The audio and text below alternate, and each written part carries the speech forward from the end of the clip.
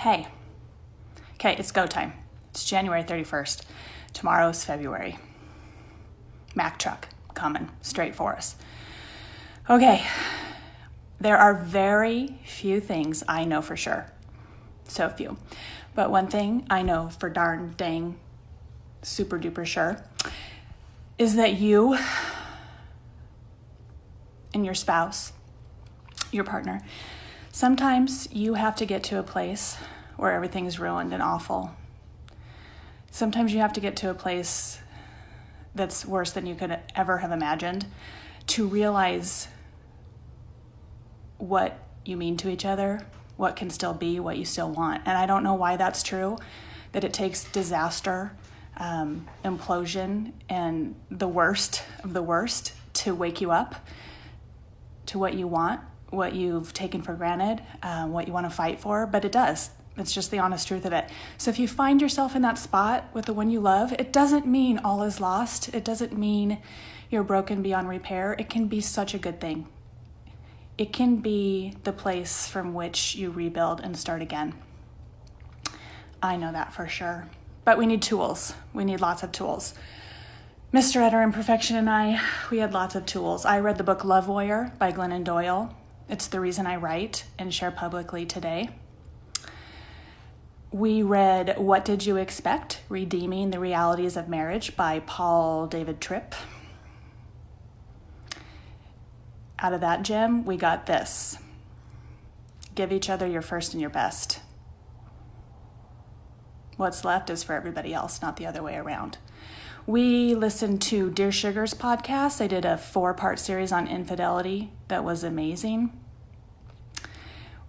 We encountered Esther Perel, world-renowned psychotherapist, couples therapist, specializing in infidelity on that Dear Sugar's podcast. And then I read State of Affairs. Esther's take, outlook, and help through infidelity is not to be missed. I highly recommend it. God was a big tool.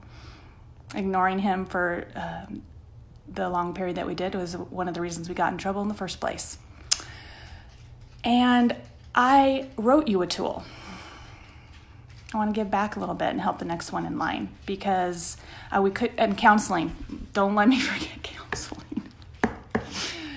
Oh my gosh. I begged for years and years and years for Eric to go to counseling with me, and he wouldn't go. What he did instead was said, I understand. I know what the problem is. I'm the problem. It's been my bad. I'm going to fix it. And he meant it every single time. But we just didn't have the right tools back then. And sans counseling and all the tools we needed, we just got worse before we got better. Counseling. We did not want to go. Every time we drove up, we just had this pit in our stomach. And every time we left, we were so glad we went. We would not be a couple today without counseling. So those tools. And the one I wrote is called 28 Days and Ways to Do and Be Big Love.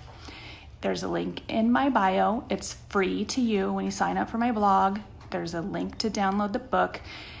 And I'd love for you to grab it and start tomorrow with the one you love.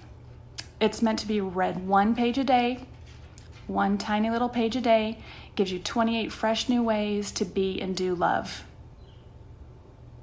What have you got to lose? Nothing.